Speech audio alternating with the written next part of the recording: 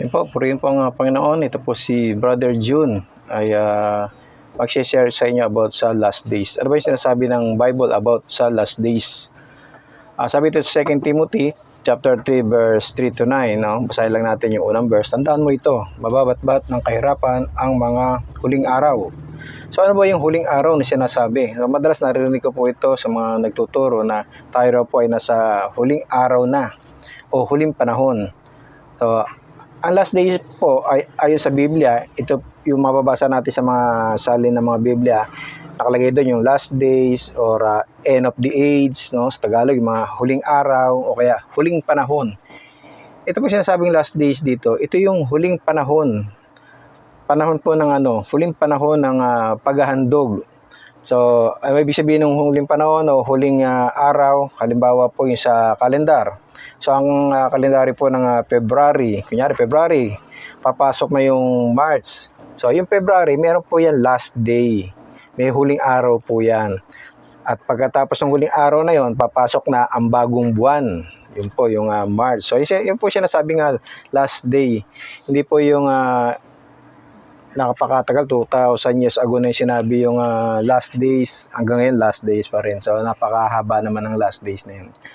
So ang last days po, doon po ito po yung pagtatapos ng Old Covenant. Ibig sabihin yung Old Covenant, yung Mosaic Covenant, matatapos na yon. Ito yung, ano ba yung Mosaic Covenant? Yun po yung panahon ng paghahandog, no? Yung mga tao na nag-aalay ng mga hayop, mga tupa, no? Para sa kasalanan o para sa Diyos ay matatapos na. Paano pong matatapos na? Kasi po papasok na yung Messianic Covenant. Papasok na ang Panginoong Hesus. Kung nabasa nyo to sa Bible, sabi ro sa yung gibain nyo ang templong ito. Kausap nila yung kausap niya mga religious leader. Sabi ng Panginoong Hesus, gibain nyo ang templong ito at itatayo ko sa loob ng 3 araw. So anong sagot ng mga religious leader? Sabi nila na 46 years itong itinayo, ginawa. Tapos pagigiba mo, itatayo mo sa loob lamang ng 3 araw. So hindi nila naunawaan na yung sinasabing templo ng Panginoong Hesus ay yung kanyang sarili, yung kanyang katawan. Siya po yung bagong templo. Kaya po nung nag-prophecy siya, 70 AD natupad yung kanyang propesya, yung propesya ng Panginoon.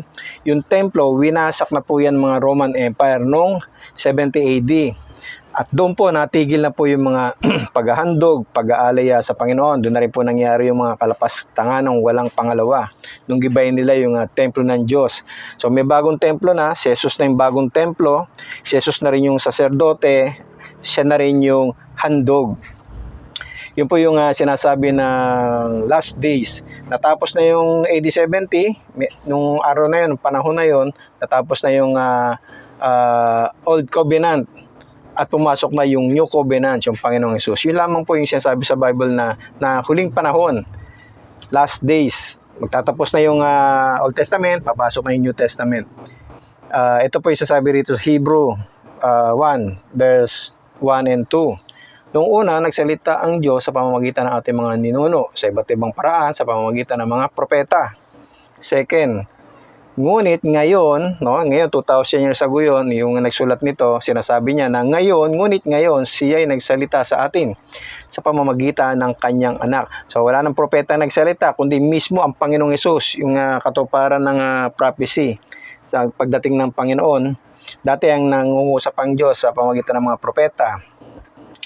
Ngunit nung dumating ang Panginoong Hesus, diretso na yung mismo yung anak ang nagsasalita. So natapos na yung mga propesiya, yung mga propeta at dumating na yung ating Panginoong Hesus. Sa Hebrew verse 8:13, nang sabihin ng Diyos ang tungkol sa bagong tipan, bagong tipan.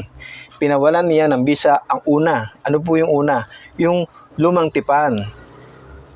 At papasok na yung bagong tipan. Nang sabihin ng Diyos ang tungkol sa bagong tipan, pinawalan niya ng bisa ang una. So, nawala na yung Old Testament. At anumang nawawala na ng bisa ay naluluma at malapit nang mawala. Yun po, yung sasabing malapit nang mawala, matatapos na, last day na matatapos na yung Old Testament. Wala na yung paghahandog. Kasi si Jesus na yung handog. Siya na rin yung saserdote, siya na yung nasa kanan ng Ama. At siya na rin yung templo, no? Kaya pag nagpe-pray tayo, sinasabi natin na sa pangalan ni Jesus. Kasi si Jesus na yung yung ating saserdote, siya na po yung templo, siya na rin po yung handog. So mabasa natin dito, basahin natin Roma 10:4. No, si Kristo ang hangganan ng kautusan. At sa ngayon ay ang sino mang nananalig sa kanya ay pawawalan sala. So si Jesus po yung hangganan ng kautusan. Kasi noon, yung kautusan, merong binigyan lang ng mga kautusan at natapos na yun kasi walang nakakatupad dun no? Yung in 10 commandments, matupad mo yun siya, sumablay ka sa isa, back to zero ka. So siya na yung hangganan ng kautusan. Tayo po ay napawalang sala na sa pamamagitan ng Panginoong Hesus. No, siya na po yung nagdusa para sa atin. Nasa panahon tayo ng biyaya dahil tapos na po ang last day. Yung sabing last day lamang po ng Old Testament yun. At papasok na yung New Testament. So yung Old Testament, may hangganan yun, may huling araw yun, huling panahon, at papasok na yung New Testament. Si Kristo nga po ang hangganan ng kautusan. So, paano ang tamang pagbabasa ng Biblia? So, alamin po natin kung sino yung sumulat. No, napakahalaga po na alam natin yung author para mas maunawaan natin. Hindi yung basta binasa na lang natin, tapos apply na natin sa sarili natin. Kailangan alamin natin kung sino ang sumulat, sino ang sinulatan, kasi meron yung original recipient, merong original na mambabasa yan. Tayo na nakikibasa lang tayo. Hindi sa atin yan. Nakikibasa lang tayo, kinukuha natin yung prinsipyo na pwede natin i-apply. Pero yung mga pangyayari, hindi natin pwede i-apply sa sarili natin, yung panahon natin. So, ano ba yung layunin ng sumulat? So, may layunin yung sumulat, kaya sa sumulat, kaya niya sinulatan yung mambabasang yun, at merong layunin yung sumulat. Yan, dapat din natin alamin kung sino yung nagsasalita. So, dapat alam natin kung sino yung nagsasalita, sino yung kausap, at ano yung pinag-uusapan nila. No? Tayo nakikimarites lang, nakikibasa tayo.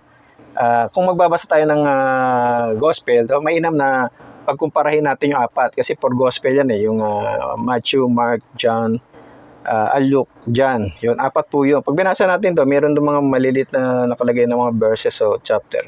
Basahin po natin yung ikumpara natin para makita natin na malinaw kung ano yung pinag-uusapan ng mga pangyayari.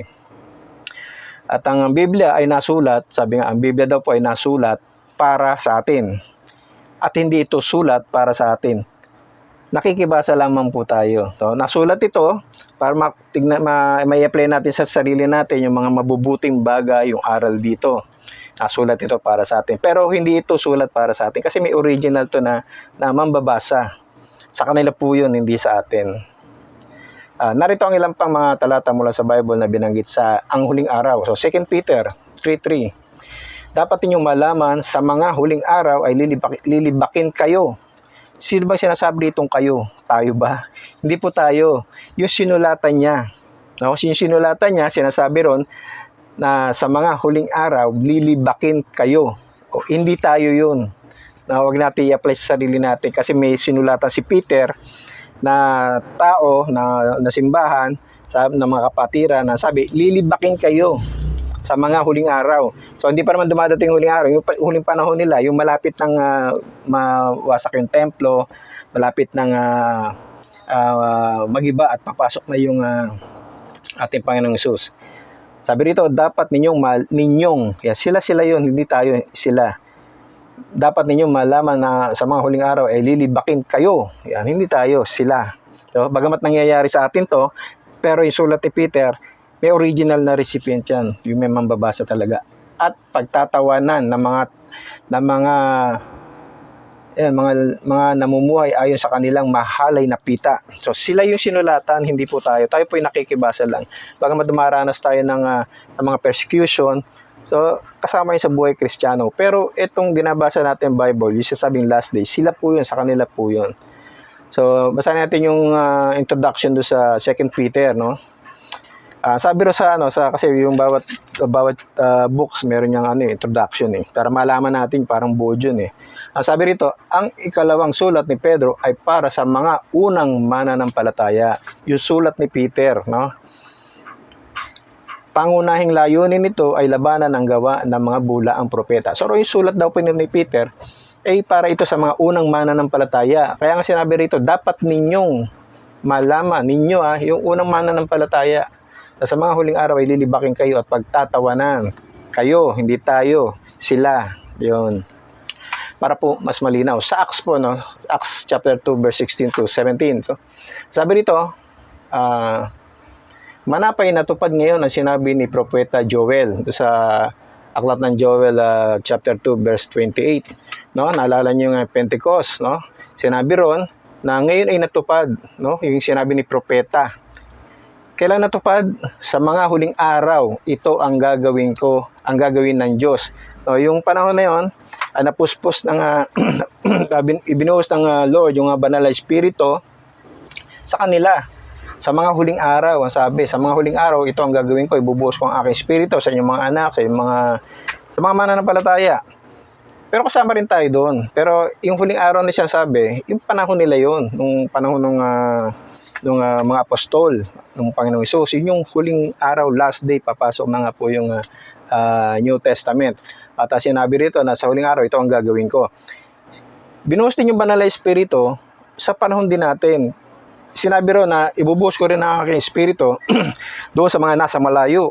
No? Tayo yung nasa malayo, no? Kasama tayo doon na tayo po ay pagkakalooban din ng banal na espiritu. Pero yung huling araw na sinasabi rito na ibubuhos ko ang aking espiritu, yun po yung panahon nila. Tapos na po yung last day.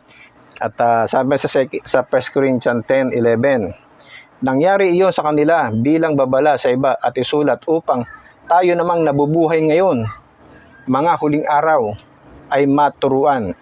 So may pangyayari dito na siguro may judgment na nangyari sa istorya nito sa 1 Corinthians 10:11. Sabi rito, nangyari iyon. Ano ba yung nangyari? Yung parusa, yung judgment sa mga taong panahon noon, nangyari iyon sa kanila bilang babala sa iba. At isinulat daw upang tayo. Sino yung tayo? Sila po yun, yung sina Pablo, mga nasa Korinto, at isinulat upang tayo namang nabubuhay ngayon. Ano po yung nabubuhay ngayon? Sila po yun, yung present nila.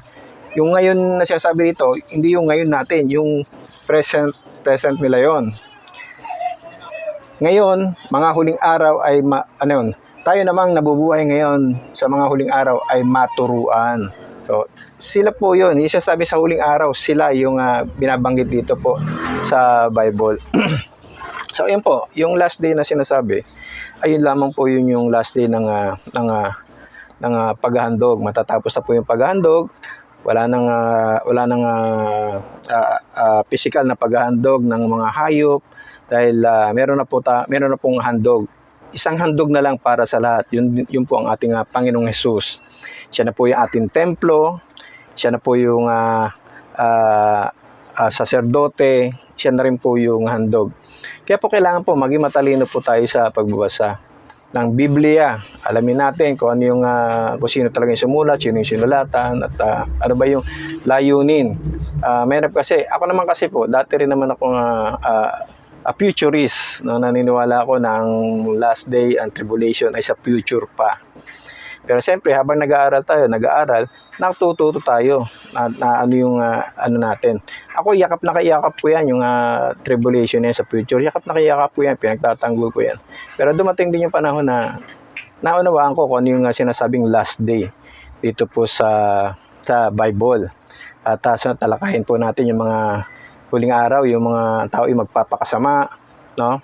Inuna ko lamang po itong huling araw na sinasabi rito kasi kailangan mahimay natin ito.